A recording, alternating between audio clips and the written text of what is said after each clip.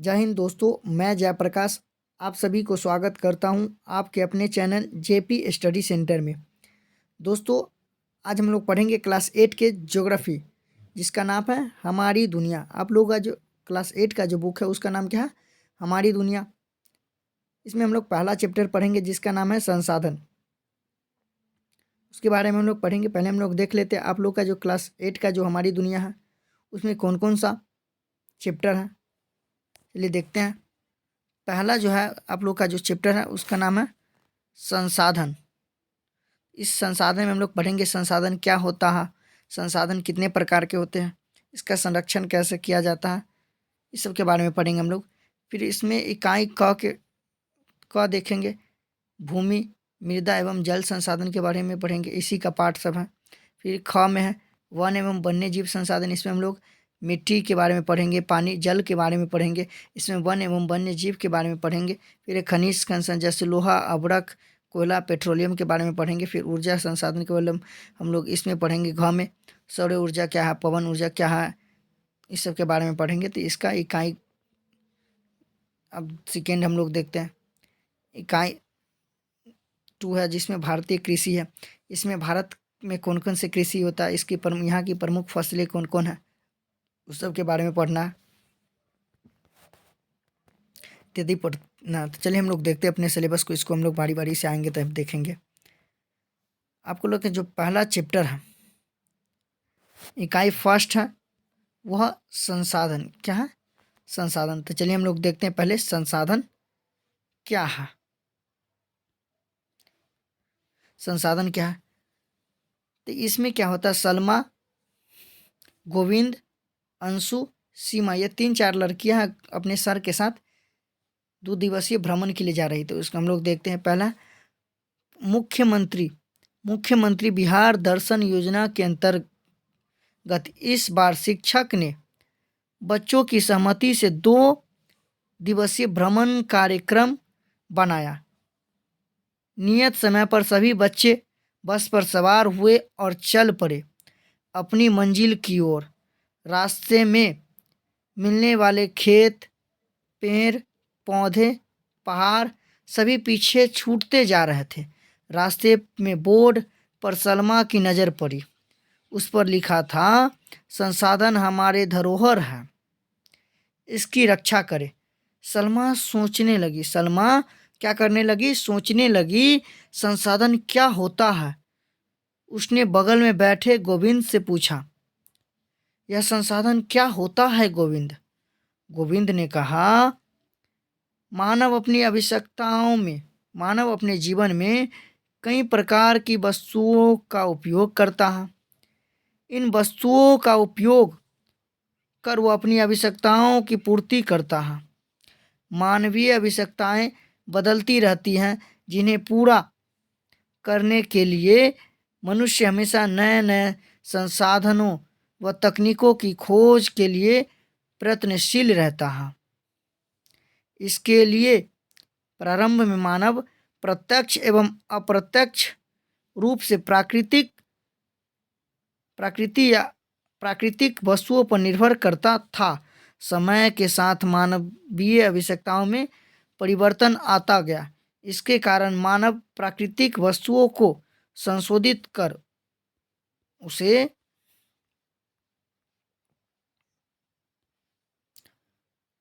अपनी आवश्यकताओं को पूरा करने के अनुकूल बनाने लगा। मानव की आवश्यकताओं को पूरा करने वाले सभी जीव जंतुएं, वस्तुएं, पदार्थ संसाधन कहे जाते हैं। फॉर एग्जाम्पल जैसे में भूमि, जल, वायु, मिट्टी, विद्यालय, पंचायत भवन, खनिज पदार्थ, खेत, तालाब इत्यादि सभी संसाधन हैं। सलमा बीच में बोल पड़ी, तब ये सभी वस्तुएं संसाधन है। पहले ये समझिए संसाधन क्या है। तो बोलते मानवीय आवश्यकताओं, अर्थात मानव की आवश्यकताओं को पूरा करने वाली सभी जीव जंतु, वस्तुएं, पदार्थ, ये सब क्या कहलाएंगे, संसाधन कहलाएंगे। अर्थात मानव की जो भी आवश्यकता है, उसकी जो भी इच्छा है, उसको जो भी पूरा करेगा वो सब क्या है, संसाधन है। जैसे भूमि, जल, वायु, मिट्टी, विद्यालय, भवन, पंचायत भवन, ये सब हमारे लिए उपयोगी है। तालाब, भूमि पे जल हम लोग पीते हैं, वायु में हम लोग सांस लेते हैं, पंचायत भवन में खनिज हमारे लिए उपयोगी है, खेत में हम लोग खेती करते हैं, मकान घर बनाकर हम लोग रहते हैं, ये सारे हमारे लिए क्या है, उपयोगी है। इसीलिए सलमा भी बीच में बोल पड़ी, तो ये सभी क्या है, हमारे लिए तो उपयोगी है, ये सभी वस्तुएं क्या है, संसाधन है। गोविंद बोला हाँ, ये सभी प्राकृतिक वस्तुएं मानव, सभी, हाँ सभी प्राकृतिक वस्तुएं मानव निर्मित वस्तुएं तथा स्वयं मानव भी संसाधन है। इसे ऐसे समझ सकती हो कि जब किसी भवन का निर्माण किया जाता तो इसके लिए उपयुक्त भूमि, वालू, सीमेंट, ईंट, लकड़ी, खिड़की, दरवाजे व मजदूर इत्यादि की जरूरत पड़ती है।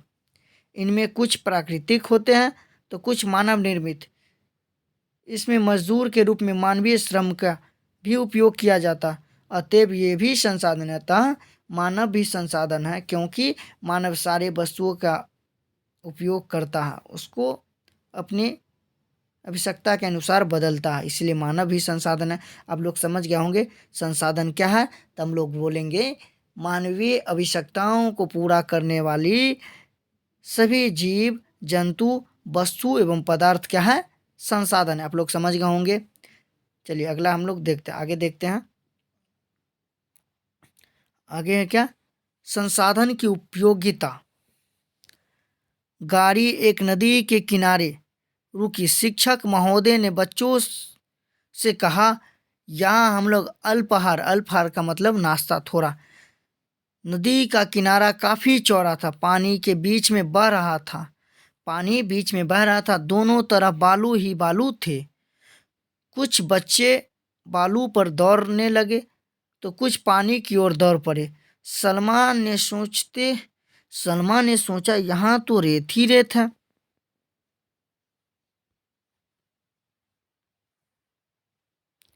सलमा ने सोचने लगा यहाँ क्या है, रेत ही रेत है। परंतु शहर में तो गाड़ी से रेत ले जाना पड़ता है, कोई वहां इसे फैलाकर खेलने भी नहीं देता। ऐसा क्यों? सलमा के दिमाग में संसाधन संबंधित प्रश्न कौन रहता है, अर्थात दौड़ रहते उसके दिमाग में संसाधन से संबंधित प्रश्न घूम रहा था। वह सोच रही थी कि गोविंद के हिसाब से संसाधन मानव जीवन के लिए अनिवार्य है, आवश्यक है। इसके विविध उपयोग है, इसके लिए उपयोग के अनुसार इसकी मांग व मूल्य में अंतर आ जाता है।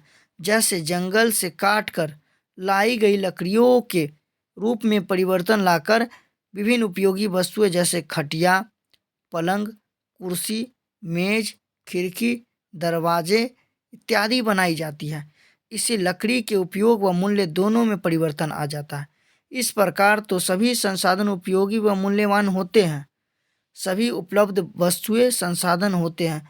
इसका मतलब तो यह हुआ कि वस्तु संसाधन तभी बनता है जब इसका कोई उपयोग अथवा मूल्य होता है। अर्थात सलमा सोचने लगी, बच्चा किससे खेलने लगा, बालू पे खेल रहा था। जी यहाँ पर हम लोग बालू पे खेलते हैं और छींटते, कोई दिक्कत नहीं है, लेकिन शहर में हम लोग बालू फैला देते, इसलिए उस डांट खेलने भी नहीं देता है। वह संसाधन संबंधित प्रश्न उसके माइंड में घूम रहा था। वो सोचती है किसी भी वस्तु का मूल्य तब बढ़ जाता है, उसके उपयोग एवं मूल्य तब बढ़ जाता है जब उसका कोई उपयोग होता है, आर्थिक मूल्य होता है। जैसे हम लोग जंगल की लकड़ी की बात करते हैं, जंगल में लकड़ियों का कोई अपना आर्थिक मूल्य नहीं होता, जंगल की लकड़ी का कोई आर्थिक नहीं मूल्य। जब उसी को हम लोग कुर्सी, टेबुल, पलंग, खटिया, मेज, खिड़की, दरवाजे बना देते हैं तो उसका आर्थिक मूल्य बढ़ जाता है। लकड़ी का वैल्यू आप लोग देखते हैं कम कीमत में बिकता है, लेकिन उसी को खटिया, पलंग, कुर्सी बना देते हैं तो महंगा बिक जाता है। क्यों? उसका आर्थिक मूल्य बढ़ जाता है। आर्थिक मतलब पैसा का कीमत बढ़ जाता है, उसका मूल्य दोनों में परिवर्तन आ जाता है, इससे उसका आर्थिक मूल्य बढ़ जाता है और वह मूल्यवान हो जाता है। चलिए हम इससे आगे देख रहे हैं। आगे बोलता है,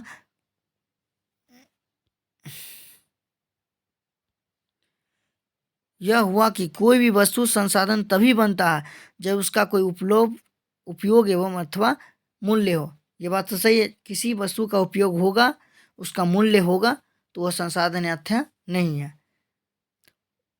उसने अपने मन की बात अपने मित्र अंशु को बताई। सलमा ने अपनी मन की बात किसको बताई? अंशु को। अंशु ने कहा, मेरे विचार से संसाधनों का उपयोग मानव जीवन को सुगम और सहज बनाने के साथ साथ क्षेत्र एवं देश के विकास के लिए भी किया जाता है।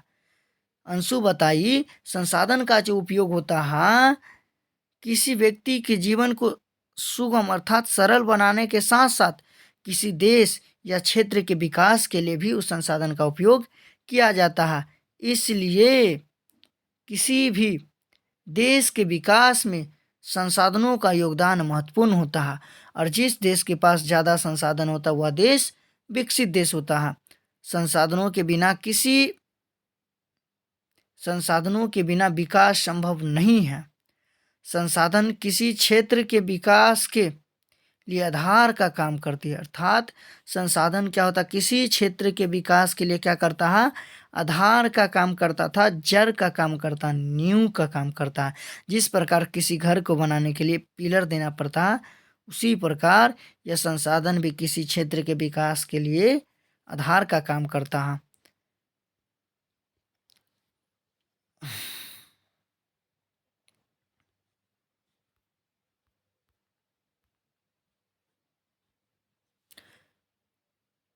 आधार का काम करता। हम सभी प्रतिदिन कई प्रकार के संसाधनों का उपयोग कर अपनी दिनचर्या को पूरा करते हैं।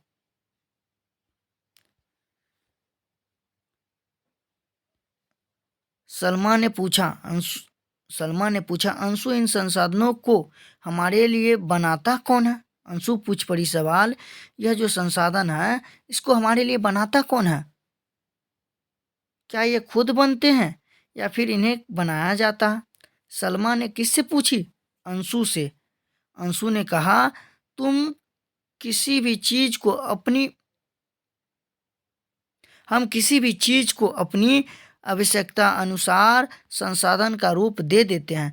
जैसे नदी या मरुस्थल में पड़े बालू को जब वहां से उठाकर निर्माण कार्य हेतु गांव या शहर में लाया जाता है, तब इसका उपयोग व मूल्य दोनों में बदल जाते हैं।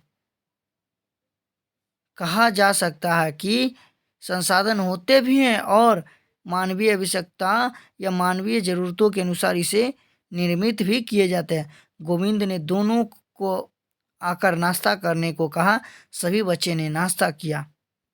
क्या हुआ? सलमा बोली, संसाधन हम अपनी आवश्यकता के अनुसार हम लोग उसको बदलते हैं। जैसे नदी का जो बालू होता है उसके वहाँ पर उसका कोई मूल्य नहीं होता, लेकिन जब वहाँ से उठाकर हम शहर में ले जाते हैं, उसे मकान सड़क बनाते हैं, तो इसका मूल्य क्या हो जाता है? बढ़ जाता है। यह एक टॉपिक है, देख लेते हैं हम लोग। संसाधनों के मूल्य अभिव्यक्ति के प्रमुख तरीके। तो संसाधन के जो मूल्य होते हैं मुख्यतः वो 4 प्रकार के होते हैं। पहला है आर्थिक मूल्य। तो आर्थिक मूल्य क्या होता है? जब लकड़ी को फर्नीचर में बदल देते हैं तो उसका आर्थिक मूल्य बढ़ जाता है, तो उसका कीमत बढ़ जाता है। सौंदर्यात्मक मूल्य, तो जलप्रपात को पर्यटन स्थल के रूप में विकसित करना। जैसे किसी भी जगह झरना टाइप का, वहाँ ऐसे झरना तो कोई उसको देखने नहीं जाएगा, लेकिन वहीं पर घूमने लायक स्थान बना दे, घूमने वाला जगह बना दे, तो पर्यटन स्थल में विकसित कर दे, तो क्या हो जाता है? उसका सुंदरता बढ़ जाएगा और लोग वहाँ पर ज़्यादा जाएगा। अगला है कानूनी मूल्य। जल एवं वायु प्रदूषण को रोकना क्या है? कानूनी मूल्य, अर्थात प्रदूषण के रोकने के लिए नियम कानून बनाना कानूनी मूल्य है। नैतिक मूल्य क्या है? संसाधनों को सुरक्षित करना क्या है? नैतिक मूल्य है। चलिए हम लोग आगे देखते हैं, आप लोग समझ रहे होंगे। अब हम लोग देखेंगे संसाधन के प्रकार। सभी बच्चों ने नाश्ता कर लिया। शिक्षक ने बच्चों को गाड़ी पर बैठने का निर्देश दिया। जानबूझकर सलमा इस बार अंशु के पास बैठी ताकि वह और अधिक जानकारी पा सके। बस थोड़ी देर चली तो सलमा ने पूछा, अंशु, क्या सभी संसाधन को हम एक ही श्रेणी में रख सकते हैं? जब बस चला तो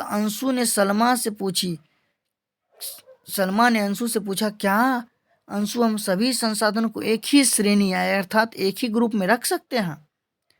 तो अंशु ने कहा, संसाधन मुख्य तो 3 प्रकार के होते हैं। आप लोग को क्वेश्चन आ सकता है क्लास 8 के एग्जाम में, संसाधन कितने प्रकार के होते हैं? तो संसाधन मुख्यतः 3 प्रकार के होते हैं। कितने प्रकार के होते हैं संसाधन?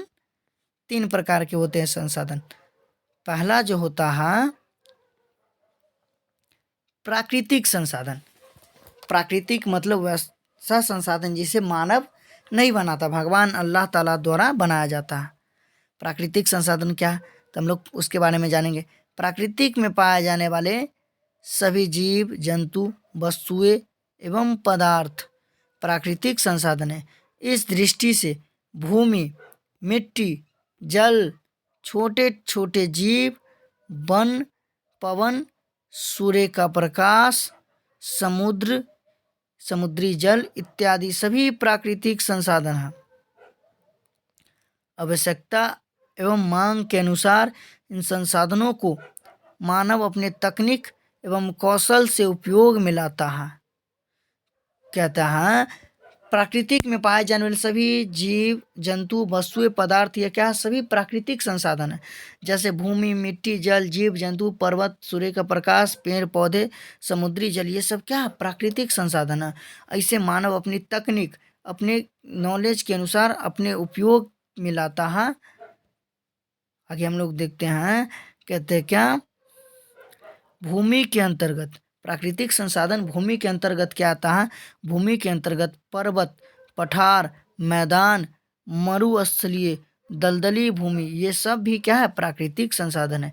मिट्टी के अंतर्गत देखा जाए तो जलोढ़ मिट्टी, लाल मिट्टी, काली मिट्टी एवं अन्य सभी प्रकार की मिट्टियाँ शामिल है। जल के अंतर्गत नदी, झील, तालाब, सागर एवं महासागर इत्यादि शामिल, ये सभी प्राकृतिक संसाधन है। यदि वनस्पति के अंतर्गत देखा जाए तो वनस्पति के अंतर्गत सभी प्रकार के घास, पेड़ पौधे एवं झाड़ियाँ शामिल, ये सभी क्या है? प्राकृतिक संसाधन है। इसी तरह जैविक संसाधन के अंतर्गत सूक्ष्म जीवाणु से लेकर बड़े बड़े जीव जंतु शामिल हैं। खनिज संसाधन के अंतर्गत सभी प्रकार के खनिज पदार्थ जैसे लौह अयस्क, तांबा, मैग्नीज, अब्रक, कोयला, पेट्रोलियम, प्राकृतिक गैस, ये सब क्या है? प्राकृतिक संसाधन इत्यादि शामिल हैं। सलमा ध्यान पूर्वक अंशु की बात सुन रही थी। अंशु ने आगे कहा, उससे पहले देख लेते प्राकृतिक संसाधन में प्राकृतिक प्रदेश जैसे पर्वत, पठार, ये मैदानी क्षेत्र, ये सब के सब क्या है? प्राकृतिक संसाधन है। प्राकृतिक संसाधन, प्राकृतिक प्रदेश पठार है, ये पर्वत है, और ये मैदानी क्षेत्र, ये सब क्या है? प्राकृतिक संसाधन है। आगे हम लोग देखते हैं मानव संसाधन। यदि क्वेश्चन आ जाए प्राकृतिक संसाधन क्या है, तो प्राकृतिक में पाए जाने वाले सभी जीव जंतु, पेड़ पौधे जिसे मानव ने नहीं बनाया है, उसे भगवान अल्लाह ताला ने बनाया है, प्राकृतिक के द्वारा दिया गया है मानव को उपहार में, वे सब है प्राकृतिक संसाधन। अब हम लोग देखते हैं मानव संसाधन। मानव संसाधन क्या होता है? मानव एक ऐसा संसाधन है जो संसाधनों का निर्माण एवं उपयोग दोनों करता है। मानव में संसाधनों के निर्माण एवं उपयोग की यह क्षमता उसके दिमागी एवं शारीरिक क्षमता तथा कौशल से विकसित होती है। जिस प्रदेश या देश की जनसंख्या में शारीरिक श्रम के बजाय तकनीकी उपकरणों का उपयोग करने वाले लोग अधिक होते हैं, वहाँ मानव निर्मित आधुनिक संसाधनों का अधिक उपयोग किया जाता है। अर्थात कहते हैं जिस देश के लोग शिक्षित और जनसंख्या ज़्यादा होने के बजाय वहाँ शारीरिक श्रम के बजाय अर्थात हाथों से काम करने की बजाय मशीनों व तकनीकों के माध्यम से ज़्यादा काम करने वाले लोग होते हैं, वह देश ज़्यादा विकसित होते हैं और वहाँ ज़्यादा संसाधनों का उपयोग किया जाता है। अकुशल जनसंख्या वाले क्षेत्र इस दृष्टि में पिछड़े माने जाते हैं। अफ्रीका महादेश के कई देशों पिछड़े होने की यही प्रमुख कारण है, क्योंकि वहाँ पर बहुत सारे संसाधन हैं लेकिन वहाँ उपयोग करने के लिए उच्चतम तकनीक नहीं है, जिसके वजह से वह देश आज पिछड़ा है। हम लोग देखते हैं, पहले यहाँ देख लेते क्या है, मानव क्या करता, संसाधन का उपयोग कैसे करता। मानव के अंदर दिमागी क्षमता का विकास शिक्षा के स्तर से प्रभावित होता है। अतएव राष्ट्र के विकास में उपयोगी योगदान देने के लिए मानव को शिक्षित होना जरूरी है। मतलब यदि हम पढ़ेंगे लिखेंगे तब हमारे माइंड, हमारी जो दिमागी क्षमता बढ़ेगा, तभी हम अपने देश के विकास में अपना योगदान दे सकते। तो कैसे? उसके लिए हमें शिक्षित होना पड़ेगा, उसके लिए पढ़ना पड़ेगा। इसीलिए आप लोग भी मन लगा कर पढ़िए। आप चाहते कि हम अपने देश के विकास में अपना योगदान दें तो आपको क्या करना पड़ेगा? पढ़ना पड़ेगा। चलिए हम लोग आगे देखते हैं, मानव निर्मित संसाधन क्या है। मानव निर्मित संसाधन तीसरा, मानव अपने श्रम से कई प्रकार की वस्तुओं का निर्माण करता है। वस्तुओं का निर्माण प्राकृतिक वस्तुओं के स्वरूप एवं गुण में परिवर्तन ला कर करता है, जैसे मकान, कोयला, भवन, पंचायत भवन, विद्यालय भवन, हवाई अड्डा, रेल, सड़क इत्यादि मानव निर्मित संसाधन के रूप में आते हैं। अर्थात बोलते मानव निर्मित संसाधन क्या है? तो मानव अपनी श्रम के अनुसार या श्रम से इस प्रकार की वस्तुओं का निर्माण करता है और वह प्राकृतिक वस्तुओं को अपनी आवश्यकता के अनुसार उसके रूप एवं गुण में परिवर्तन कर कर उसको अपने अनुसार बदल देता है। जैसे उसने मिट्टी, ईंट, सीमेंट, छड़, इससे क्या बना दिया? घर, हवाई, ये विद्यालय, ये सब बनाया। किसके लिए? अपने उपयोग के लिए। पंचायत भवन बनाया अपने लिए, विद्यालय भी बनाया अपने लिए ताकि वह पढ़ सके, हवाई अड्डा बनाया जहाँ रेलगाड़ी, ये हवाई जहाज उतरे, रेलगाड़ी बनाया। ये सब मनुष्य अपने लिए और अपने उपयोग के लिए और अपने श्रम के अनुसार अपनी तकनीकी ज्ञान के माध्यम से प्राकृतिक वस्तुओं को उसके स्वरूप और गुण में परिवर्तन लाकर उसको अपने लिए उपयोगी बना लिया। तो ये क्या है? मानव निर्मित संसाधन। यदि क्वेश्चन आ जाए मानव निर्मित संसाधन क्या है, तो वैसा संसाधन जिसे मानव ने अपने उपयोग के लिए बनाया है, मानव निर्मित संसाधन कहलाता। जैसे आप बोल दीजिएगा मकान, विद्यालय, हवाई अड्डा, साइकिल, रेल गाड़ी, पुल, सड़क, ये सब क्या है? मानव निर्मित संसाधन है। और इसका उपयोग कौन करता? हम मानव ही करते हैं। तो आप क्वेश्चन आ जाए संसाधन कितने प्रकार के हैं, तो संसाधन 3 प्रकार के। पहला है प्राकृतिक संसाधन, दूसरा है मानव संसाधन और तीसरा मानव निर्मित संसाधन। यदि क्वेश्चन पूछे मानव संसाधन क्यों है, क्योंकि मानव सारे चीज़ का उपयोग वो स्वयं करता है। अब हम लोग पढ़ते हैं प्राकृतिक संसाधन का वितरण या प्राकृतिक संसाधनों का वर्गीकरण, उसका बंटवारा। चलिए अब बस जो था जंगल के बीच से गुजर रही थी। चारों तरफ फैले हरे भरे वृक्ष एवं झाड़ियाँ काफ़ी आकर्षक लग रही थी। बच्चों के आग्रह पर शिक्षक ने बस रुकवाया। गोविंद, सलमा एवं अंशु एक साथ नीचे उतरे और घूमने लगे। सलमा बोली, कितना सुंदर दृश्य है, चारों तरफ प्राकृतिक संसाधन है। गोविंद बोला, प्राकृतिक में कई प्रकार के संसाधन पाए जाते हैं। इन प्राकृतिक संसाधनों को विभिन्न आधार पर कई वर्गों में बांटा जा सकता है। ये आधार है जो निम्नलिखित आधार नीचे दिया है। गोविंद ने बोला, प्राकृतिक में कई प्रकार की प्राकृतिक संसाधन पाए जाते हैं, जिसे अलग अलग आधार पर विभिन्न आधारों पे बांटा गया है, जो कि इस प्रकार है।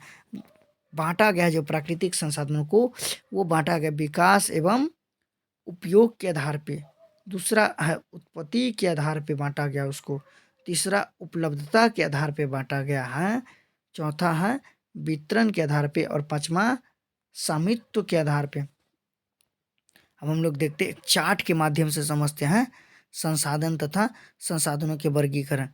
पहला है टॉपिक क्या है, संसाधन। क्वेश्चन आ जाए संसाधन क्या है, तो मानवीय आवश्यकताओं को पूरा करने वाले सभी जीव जंतुएं वस्तु पदार्थ हुए सब संसाधन है। जैसे रेलगाड़ी, मकान, हवा, जल, ये सब संसाधन है। और संसाधन 3 प्रकार के होते हैं, प्राकृतिक संसाधन, मानव संसाधन और मानव निर्मित संसाधन। पहला प्राकृतिक संसाधन। प्राकृतिक में पाए जाने वाले सभी जीव जंतु पदार्थ हुए सब प्राकृतिक संसाधन। जैसे भूमि, मिट्टी, जल, सूर्य के प्रकाश, हवा, ये सब प्राकृतिक संसाधन है। मानव संसाधन, मानव स्वयं एक संसाधन है, क्योंकि वो सारे चीज का उपयोग कौन करता, मानव ही करता है, इसलिए मानव भी एक संसाधन है। तीसरा है मानवकृत संसाधन। तो मानव द्वारा बनाए गए सभी वस्तुएं क्या कहलाता है, मानव निर्मित संसाधन। जैसे मकान, कार्यालय, हवाई अड्डा, रेलगाड़ी, सड़क, भवन, विद्यालय, इसे कौन बनाया, मानव ने। तो ये सारे क्या हो जाएगा, मानव निर्मित संसाधन। अब हम लोग देखते हैं प्राकृतिक संसाधन का वर्गीकरण, उसके प्रकार।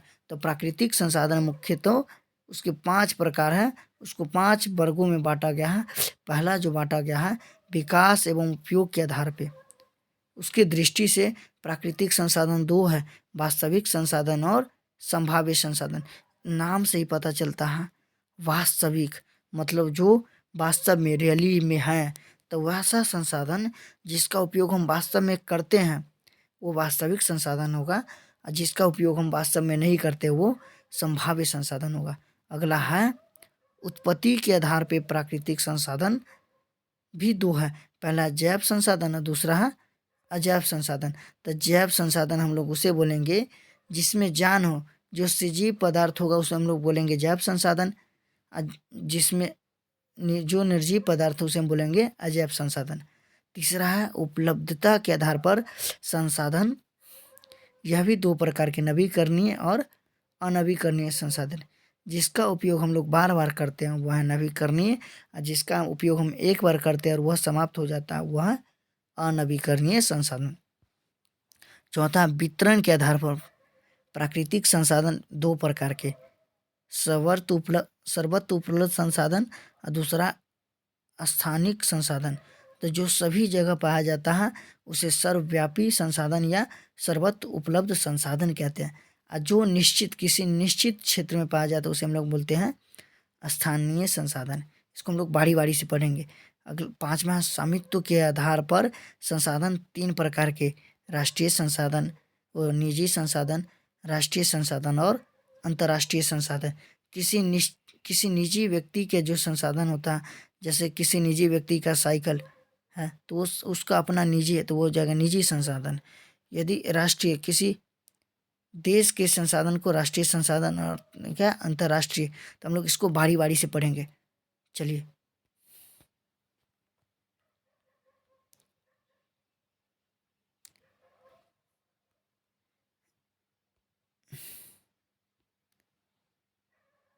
आगे, विकास एवं उपयोग।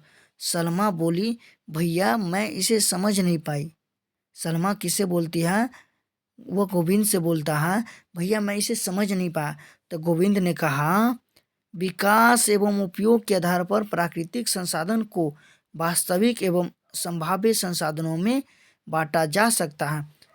तो हम लोग पहले देखते हैं वास्तविक संसाधन। विकास के आधार पर संसाधन कितने, 2 प्रकार के, एक है वास्तविक संसाधन और दूसरा संभाव्य संसाधन। तो हम लोग पहला देखते हैं वास्तविक संसाधन।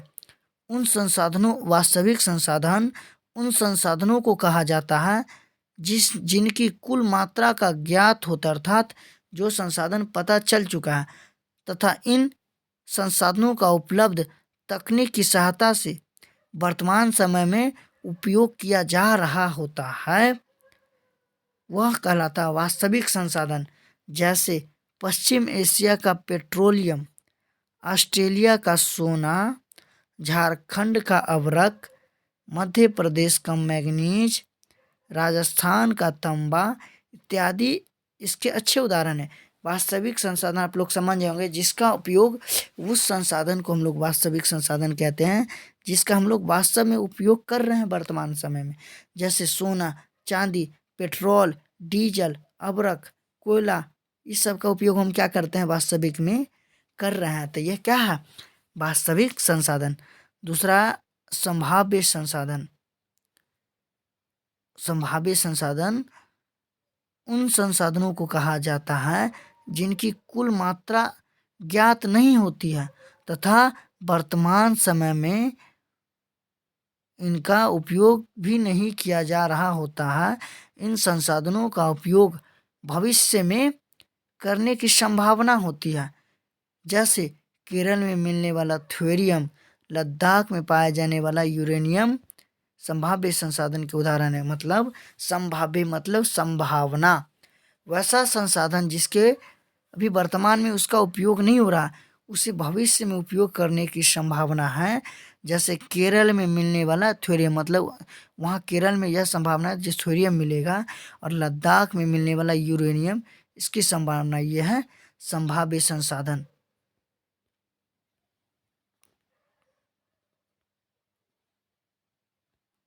आप लोग समझ रहे हैं?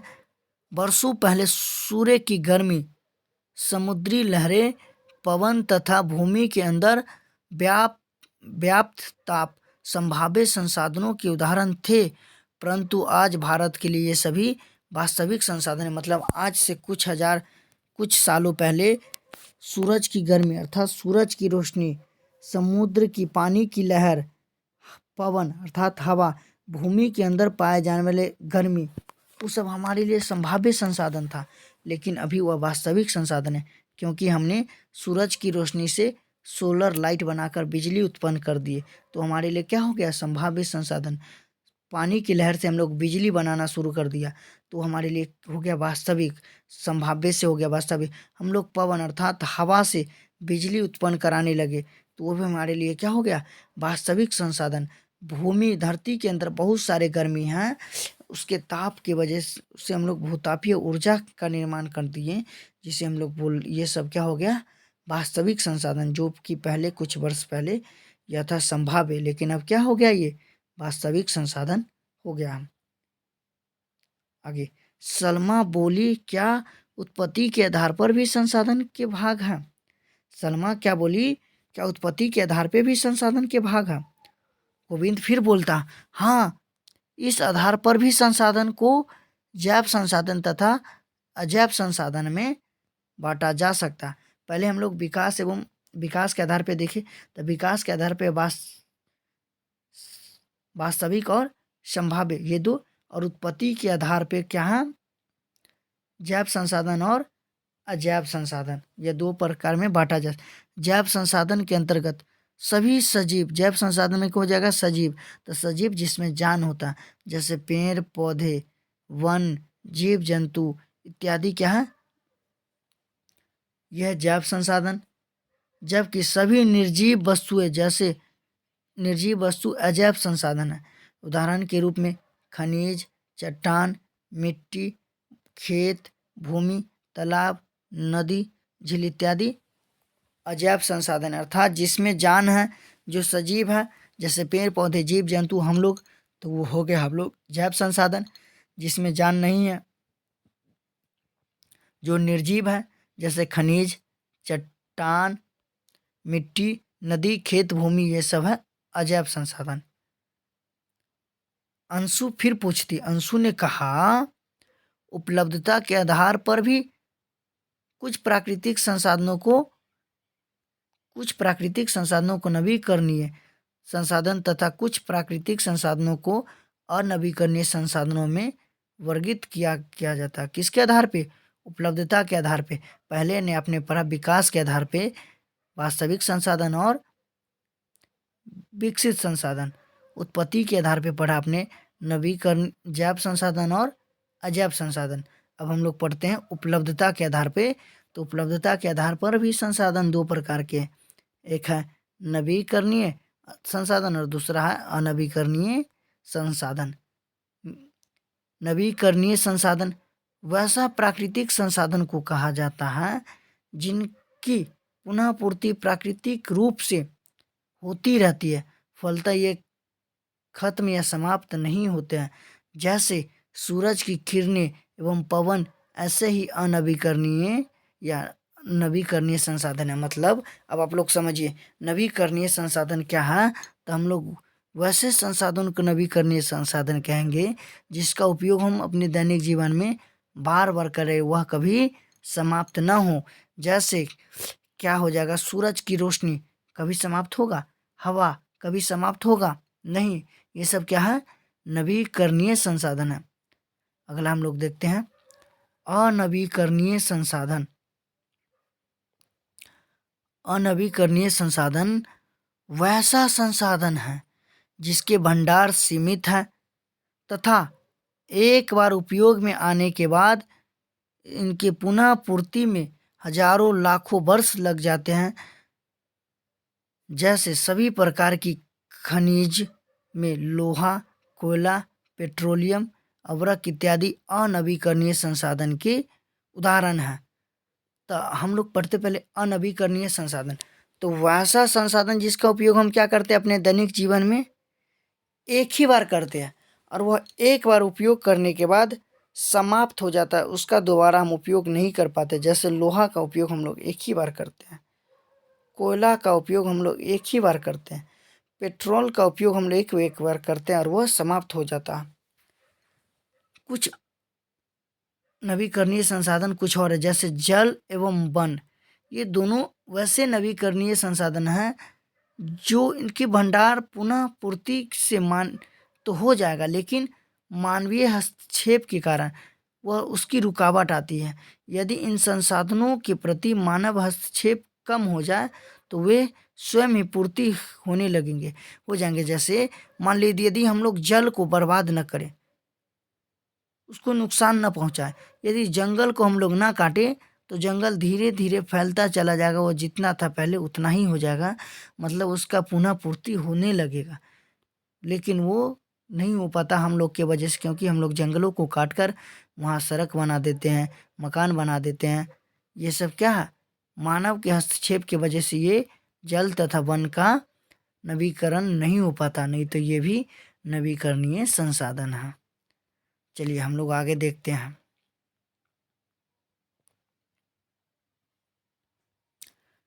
सीमा दीदी की बातें, सीमा दोनों की बातें सुन रही थी। उसे जंगल घूमने के साथ साथ मिल रही ये जानकारी काफी रोचक लग रही थी। उसने गोविंद से पूछा, वितरण के आधार पर भी तो इसके कुछ प्रकार होंगे। कौन पूछा? सीमा ने किससे पूछा? गोविंद से पूछा, क्या वितरण के आधार पर भी संसाधन के कुछ प्रकार हैं?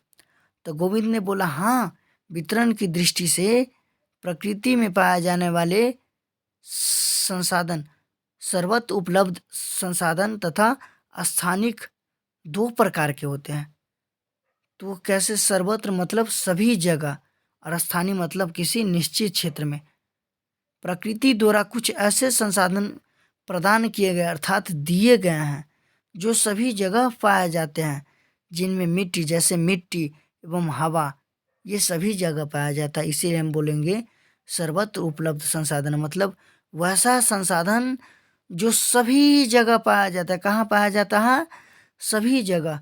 वह सर्वत्र उपलब्ध संसाधन या सर्वव्यापक संसाधन कहलाता है। जैसे मिट्टी, पवन मतलब हवा, सूर्य के प्रकाश, यह सभी जगह पाया जाता है, इसीलिए ये हो गया सर्वव्यापक संसाधन या सर्वत्र उपलब्ध संसाधन। अगला हम लोग देखते हैं स्थानिक संसाधन या स्थानीय संसाधन। तो वैसा संसाधन जो कुछ निश्चित स्थानों पे पाए जाते हैं, कुछ निश्चित स्थानों पर पाए जाने वाले संसाधन को हम लोग बोलेंगे स्थानीय संसाधन। जैसे कोडरमा में पाए जाने वाले अभ्रक, जादूगोरा में पाए जाने वाला यूरेनियम, छोटा नागपुर क्षेत्र में पाए जाने वाले कोयला इत्यादि कुछ महत्वपूर्ण स्थानिक संसाधन, मतलब जो किसी निश्चित क्षेत्र में पाया जाता है, वह हो गया स्थानीय संसाधन। अब हम लोग देखते हैं आगे।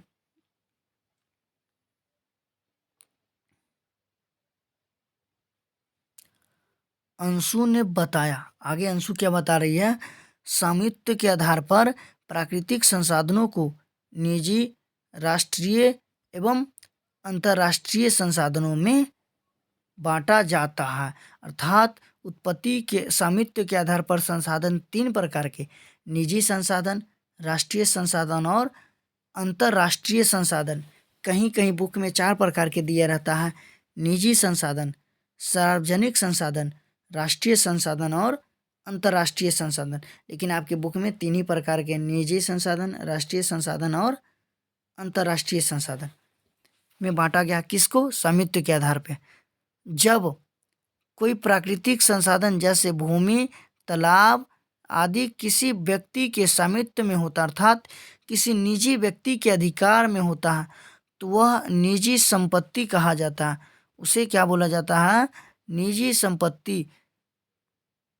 जैसे मान लीजिए कि मेरे पास कोई ज़मीन है, तो वो सिर्फ मेरे ऊपर रजिस्टर्ड है, तो वो मेरा निजी संपत्ति हो गया, तो वो कहलाएगा निजी संसाधन। फिर है किसी राष्ट्र के अंदर पाए जाने वाले सभी प्रकार के संसाधन राष्ट्रीय संसाधन। निजी संसाधन किसी व्यक्ति के निजी अधिकार क्षेत्र में है, तो वो निजी। और किसी देश के अंदर पाए जाने वाले सभी प्रकार के संसाधन वह कहलाएगा राष्ट्रीय संसाधन। आप लोग समझ गए होंगे। अगला हम लोग 19.2 किलोमीटर से लेकर 200 किलोमीटर तक का क्षेत्र अपवर्जक आर्थिक क्षेत्र कहलाता है। क्वेश्चन आ जाए अपवर्जक आर्थिक क्षेत्र किसे कहते हैं, तो 19.2 किलोमीटर से लेकर 200 किलोमीटर तक के क्षेत्र को हम लोग बोलेंगे अपवर्जक आर्थिक क्षेत्र। और 200 किलोमीटर से आगे स्थित खुला महासागरीय क्षेत्र कहलाता, जिसे हम लोग अंतर्राष्ट्रीय संसाधन के तहत रखा जाता है।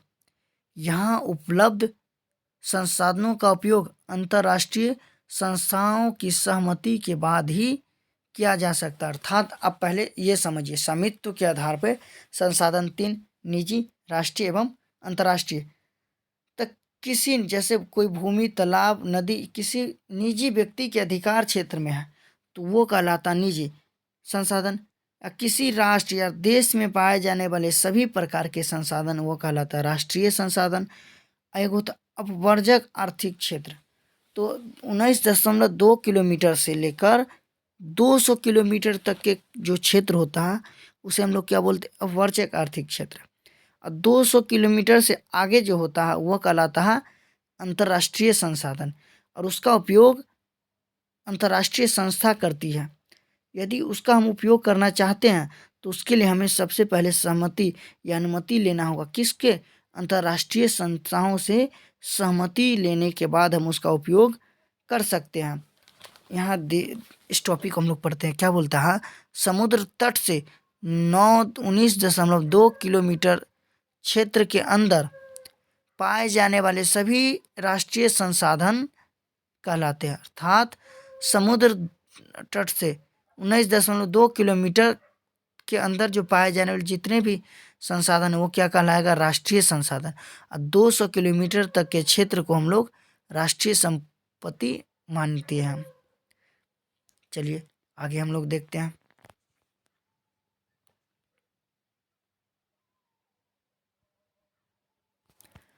आगे प्राकृतिक संसाधनों का वितरण एवं उपयोग। सलमा को ये जानकारी नई एवं रोचक लग रही थी। वो बड़े ध्यान से दोनों की बातें सुन रही थी। उसके मन में नया प्रश्न उभरा, क्या इन संसाधनों का वितरण सभी जगह समान है? क्या इन संसाधनों का उपयोग हम ठीक से कर पा रहे हैं? इन बातों को उसने अंशु से पूछा। किसने? सलमा ने। वो सोचने लगी, क्या सभी जगह जो संसाधन है उसका वितरण समान है? क्या वो सभी जगह एक ही रंग पाया जाता है? क्या उसका उपयोग हम सही से कर पा रहे हैं या नहीं? यह प्रश्न सलमा ने अंशु से पूछा। अंशु ने बताया, भूमि, मिट्टी, जल जीव जंतु, वन, खनिज पदार्थ, सूर्य का प्रकाश, नदी, सागर, पर्वत इत्यादि सभी प्राकृतिक संसाधनों का वितरण इस पृथ्वी पर है, परंतु यह वितरण काफ़ी असमान है, जिसका प्रमुख कारण स्थल रूप में भिन्नता का होना, भिन्नता का पाया जाना है। जैसे कहीं पहाड़ है, कहीं पठार, तो कहीं मैदान का विस्तार पाया जाता है। अर्थात सलमा के मन में यह प्रश्न था, क्या हम लोग जितने भी संसाधन हैं उसका वितरण समान है? क्या वह सभी जगह समान रूप में पाया जाता है? क्या हम लोग उसका समान रूप से उपयोग कर पाते हैं या नहीं? तो उसने अंशु से पूछा, तो अंशु बताइए, धरती पर जैसे मिट्टी पाया जाता है, जल पाया जाता है, जीव जंतु, खनिज, पेड़ पौधे, सूर्य का प्रकाश, हवा, सागर, महासागर सब है। ये सब प्राकृतिक संसाधन है, लेकिन यह सभी जगह एक समान नहीं पाया जाता, क्योंकि इसका जो मेन कारण है वह स्थल के रूप में भिन्नता, मतलब सभी जगह की भूमि एक समान नहीं है। कहीं पर पहाड़ी भूमि है, कहीं पर पठारी भूमि है, तो कहीं पर मैदानी भूमि है।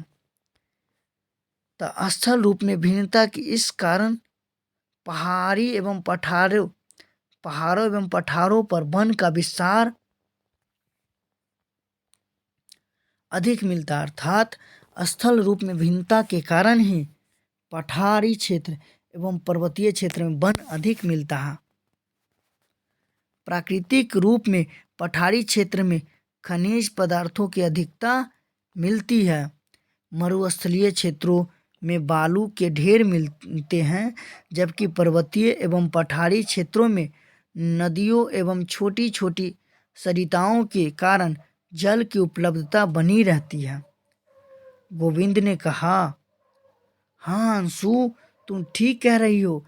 अक्षांशीय विस्तार, समुद्र तट से दूरी, समुद्र जल तल से ऊंचाई तथा स्थल रूप में भिन्नता का कारण सभी प्रकार के संसाधनों का वितरण इस धरती या पृथ्वी पर असमान रूप से पाया जाता है। उदाहरण के लिए विषुवत रेखीय क्षेत्र में सूर्य का प्रकाश की सालों भर अधिकता होती है, जबकि उत्तरी एवं दक्षिणीय ध्रुव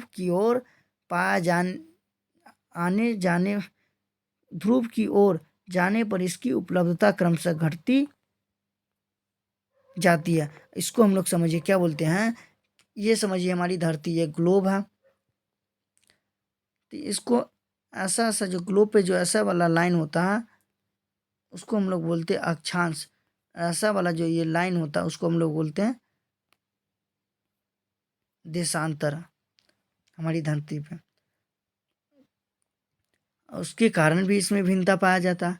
और एक होता विषुवत रेखा, तो धरती के जो एक बीच लाइन है जो धरती को दो भागों में बांटती है, एक उत्तरी ध्रुव और एक दक्षिणी ध्रुव में बांटती है। तो ये जो लाइन होता है विषुवत रेखीय क्षेत्र, तो इसके आस पड़ोस जो भी देश है या महादेश है वहाँ पर सूरज की रोशनी क्या होता है सालों भर पाया जाता है।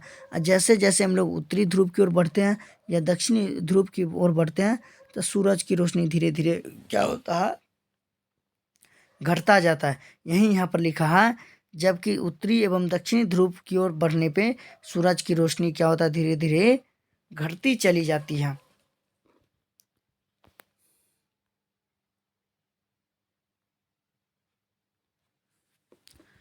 सलमा दोनों की बातें सुनने में मग्न थी। तभी अंशु बोला, सलमा, जहाँ तक प्राकृतिक संसाधनों के उपयोग का संबंध है यह तकनीक की उपलब्धता तथा आवश्यकता पर निर्भर करता है। विश्व के कई क्षेत्र हैं जो प्राकृतिक संसाधनों में संपन्न हैं तथा कुछ क्षेत्र इन मामलों में अभावग्रस्त है। अफ्रीका महादेश के कई देश प्राकृतिक संसाधनों के मामले में काफ़ी धनी हैं, अर्थात वहाँ पर प्राकृतिक संसाधन अधिक मात्रा में पाया जाता है, लेकिन कुछ ऐसे भी देश हैं जहाँ पर प्राकृतिक संसाधन है ही नहीं, परंतु इसके विपरीत उसके पास इन संसाधनों के उपयोग की तकनीक उपलब्ध नहीं है, जिससे यहाँ संसाधनों का भरपूर उपयोग नहीं हो पाता है। मतलब क्या बोलता है, अफ्रीका महादेश में संसाधन की तो कोई कमी नहीं है, लेकिन वहाँ उपयोग करने के लिए आवश्यक तकनीक नहीं है, जिसके वजह से वहाँ पर संसाधन का भरपूर उपयोग नहीं हो पाया है, नहीं हो पाता है। दूसरी ओर जिन महादेशों अथवा देशों के पास प्राकृतिक संसाधनों के उपयोग की तकनीक उपलब्ध है, वे इन संसाधनों का भरपूर उपयोग कर रहे हैं। दूसरे शब्दों में कहें तो शिक्षित एवं तकनीकी रूप से विकसित समाज वाले क्षेत्रों में या देशों में इन संसाधनों का उपयोग अधिक हो पा रहा है, जबकि अशिक्षित या विकासशील क्षेत्रों में इन संसाधनों का सीमित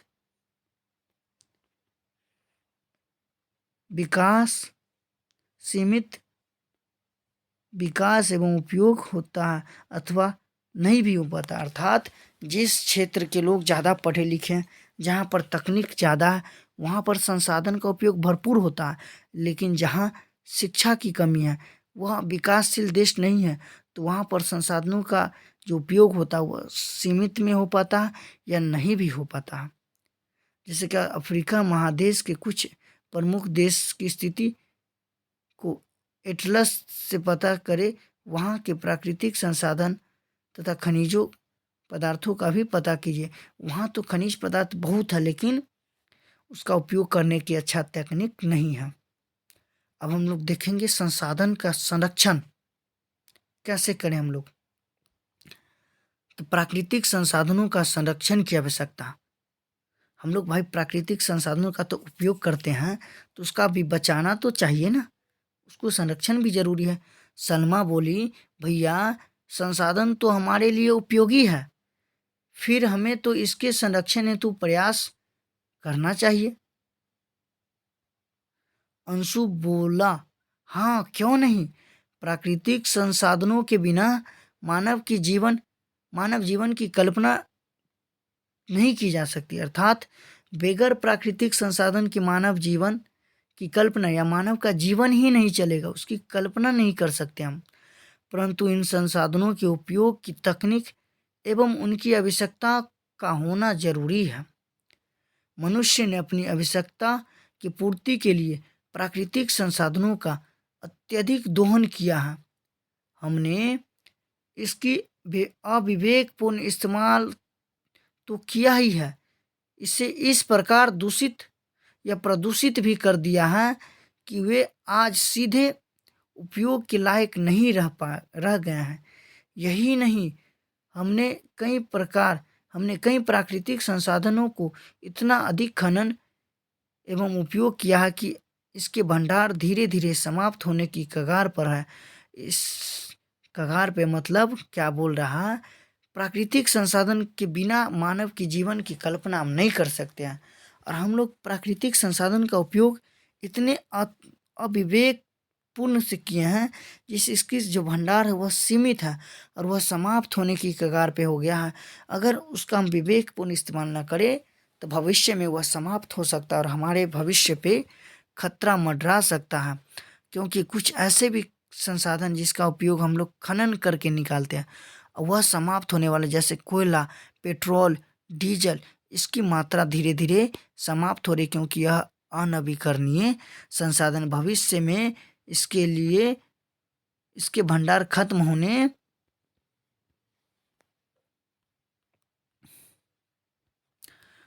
की पूरी आकांक्षा है। मानव के लिए इनका होना भविष्य में भी उतना ही जरूरी है जितना आज। अर्थात जितने भी संसाधन है, जितना हमें आज जरूरी है, उससे शायद अधिक हमें कल भी भविष्य में भी जरूरी पड़ेगी, इसलिए हमें उसको बचाना बहुत जरूरी है। पृथ्वी पर जीवन सतत चलता रहता, अर्थात हम नहीं थे तभी पृथ्वी पे जीवन चल रहा था, हम लोग नहीं रहेंगे फिर भी जीवन चलेगा। तो क्या होता है, पृथ्वी पे जीवन तो सतत चलेगा, लगातार चलेगा, चलता रहेगा। इसके लिए यह जरूरी है कि हम इन अमूल्य प्राकृतिक संसाधनों का समुचित उपयोग तथा सुनिश्चित कर इसे भविष्य के लिए सुरक्षित रखें। अर्थात संसाधनों का कोई मूल्य नहीं है, क्योंकि हमारे लिए ये मूल्यवान है, इसलिए इसका संरक्षा, इसे समुचित, इसे बचाना हमारे लिए बहुत ही ज़रूरी है, ताकि हम लोग इसे भविष्य में उपयोग कर सके।